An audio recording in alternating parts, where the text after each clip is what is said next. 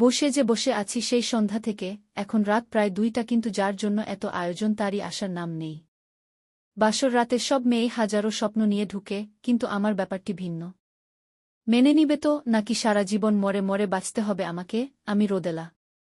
সবাই আদর করে রোদ বলেই ডাকে। আমি স্বপ্ন নয়, একরাশ ভয় নিয়ে বসে আছি।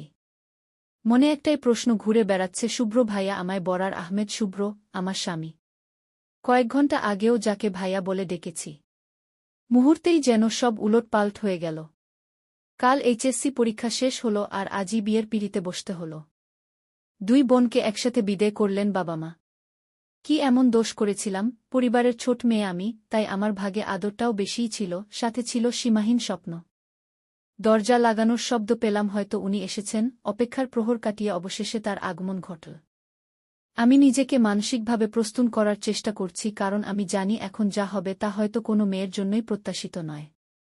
আমি চুপচাপ বসে আছি, হৃৎপিণ্ড বেরিয়ে আসার উপক্রম। রুমে ভয়াবহ নিস্তব্ধতা।